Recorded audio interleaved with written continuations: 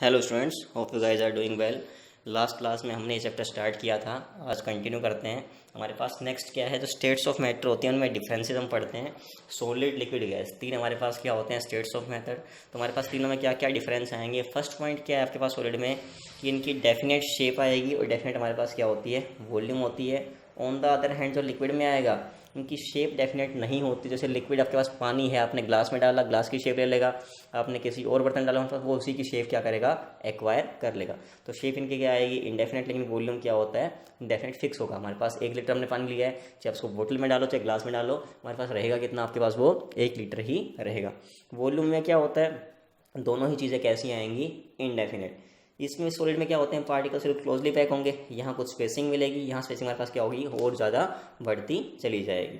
अब यहाँ पे अगर पार्टिकल क्लोजली पैक हैं तो फोर्सेस क्या होंगे, बहुत स्ट्रॉन्ग होंगे। यहाँ कंपैरेटिवली थोड़े क्या आएंगे, वीक आएंगे हमारे पास, और यहाँ पे क्या आएंगे, वेरी वेरी वीक हमारे पास आएंगे। ये क्या करते हैं, अपनी जगह से मूव नहीं कर सकते। क्या कर सकते हैं, ओनली वाइब्रेट कर सकते हैं हमारी पोजीशन के ऊपर। लेकिन यहाँ पे स्लोली मूव कर सकते हैं, और ये तो बहुत रैपिड हमारे पास क्या करते हैं, मूवमेंट शो करते हैं।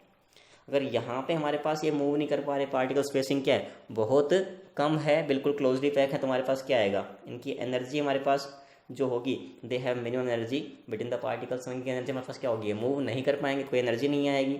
यहाँ एनर्जी कुछ बीच बाच की आएगी हमारे पास, और इनकी क्या होती है, बहुत जल्दी मूव करते हैं, इसलिए हमारे पास एनर्जी क्या हो जाएगी, काफ़ी ज़्यादा हो जाएगी।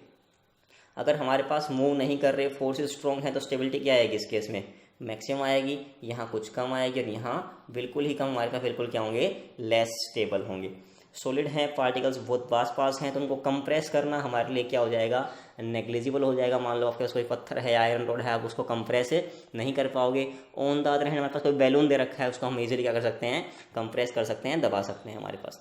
तो हमारे पास यहाँ पे नेग्लिजिबल है, यहाँ बहुत कम है, और यहाँ तो हमारे पास बहुत ईजिली उसको हम क्या कर सकते हैं, कंप्रेस कर सकते हैं। ये कैसे नेचर के होते हैं हमारे पास, पार्टिकल्स फास्ट है तो कैसे मिलेंगे, रिजिड मिलेंगे। हमारे पास ये आसानी से फ्लो कर सकते हैं, जैसे पानी हमारे पास क्या हो गया, फ्लो करता है। एंड सेम हमारे पास क्या है, गैसेस भी क्या कर सकती हैं, फ्लो कर सकती हैं। इनको हम क्या बोलते हैं, दोनों को फ्लूइड भी बोल सकते हैं। इनकी डेंसिटी क्या आएगी, हाई।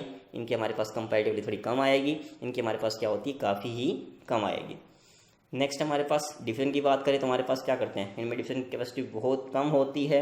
ये हमारे पास कुछ कुछ कर सकते हैं, ये हमारे पास क्या करते हैं, बहुत इजीली डिफ्यूज आउट कर जाते हैं। डेंसिटी क्या होती है, तो हम बच चुके हैं, हमारे पास डेंसिटी किसको बोलते हैं, मास बाई वॉल्यूम के रेशियो को हम क्या बोलते हैं, डेंसिटी बोलते हैं। तो हमारे पास यहाँ पे एक बात कर रही the particles of solid are closely pack. हमारे पास वो क्या होते हैं, काफ़ी क्लोजली पैक होते हैं, इसलिए हमारे पास क्या आती है, उनकी डेंसिटी बहुत ज़्यादा आती है, और गैसेस हमारे पास क्या आती है, काफ़ी कम आती है। एग्जाम्पल ऑफ डिफरेंट सॉलिड्स, तो आपने जो चौक पार्टिकल्स हैं, मान लो वो अपने चौक से आपने कुछ बोर्ड पे लिखा और वो 2-4 महीने आपने उसको रब नहीं किया, तो वो क्या होंगे, जो चौक के पार्टिकल्स हैं वो उसमें ब्लैक बोर्ड के सरफेस पे क्या होंगे, एड्जॉर्ब हो जाएंगे, डिफ्यूज होना स्टार्ट हो जाएंगे। तो वहाँ से हमारे पास क्या होगा, उसको रब करना बाद में आपके लिए थोड़ा मुश्किल हो जाएगा। क्यों, क्योंकि वो चौक पार्टिकल्स वो भी सॉलिड थे, ब्लैक बोर्ड वहाँ वो भी सॉलिड है, दोनों आपस में क्या हो गए, डिफ्यूज आउट, वो चीज़ें हो चुकी हैं। अगला क्वेश्चन दे रखा है कि हमें अरेंज करना है in the following in the increasing order of density. तो आपको पता है हमारे पास एयर सबसे कम डेंस होती है, फिर हमारे पास क्या है, चिमनी से जो धुआं निकल रहा है वो उससे हमारे पास थोड़ा क्या होगा, ज़्यादा डेंसिटी का होगा। फिर हम बात करते हैं वाटर, लिक्विड होता है, हमारे पास ये दोनों क्या थी, गैसेस थी। फिर हमारे पास दोनों क्या है, लिक्विड है, हमारे पास हनी आएगा, उसके बाद थोड़ा और विस्कस होता है, देन चोक, एंड देन हमारे पास क्या आ गया, आयरन आ जाएगा। अगला पूछा है कि जो आइस है वो फ्लो करती है वाटर पे, ऐसा क्यों है। तो सिंपल सी बात, इसमें हमारे पास क्या आएगा, आइस का जो स्ट्रक्चर होता है वो काफ़ी स्पेसिफिक होता है, सबसे अलग होता है, जिसमें क्या होते हैं, बीच में लार्ज इंटर पार्टिकल स्पेसिंग होते हैं हमारे पास, ऐसे लार्ज हमारे पास स्पेसिंग मिलेंगे बीच बीच में। तो जो स्पेसिंग है हमारे पास, ये क्या करते हैं, इससे इसकी जो डेंसिटी है वो कम हो जाएगी as compare to water. Ice solid है लेकिन फिर भी इसकी डेंसिटी जो वाटर लिक्विड होता है उससे क्या होती है, कम होती है। अगर डेंसिटी कम होगी तो हमारे पास वो उसमें डूब नहीं पाएगा, इसलिए हमारे पास क्या करता है, उसके ऊपर फ्लोट करता है, हमारे पास सिंक नहीं कर पाता है।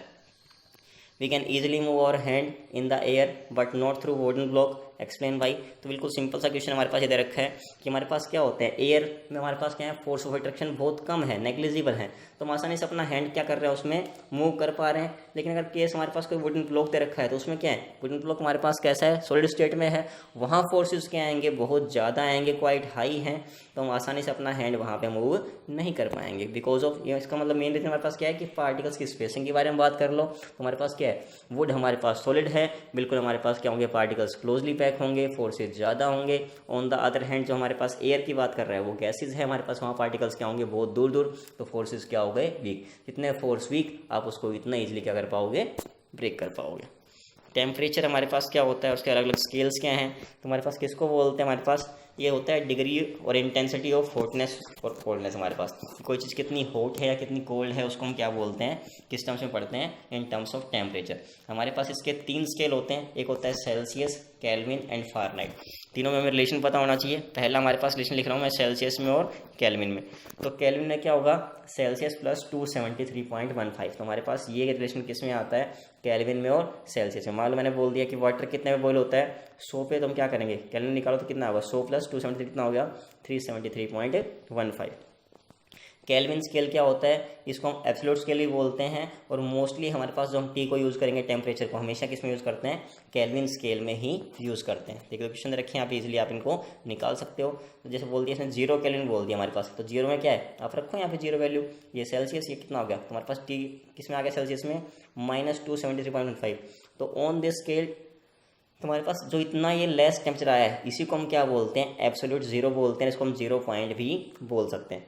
टेम्परेचर हमारे पास जो केल्विन स्केल में आएगा वो हमेशा कैसा आएगा, पॉजिटिव ही आएगा, कभी नेगेटिव आपके पास नहीं आ सकता है।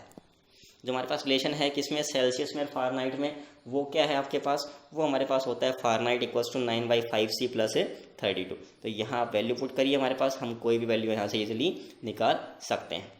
तो यहाँ तक आप लोग कंटिन्यू करिए। Till take care, stay blessed, stay at home, bye.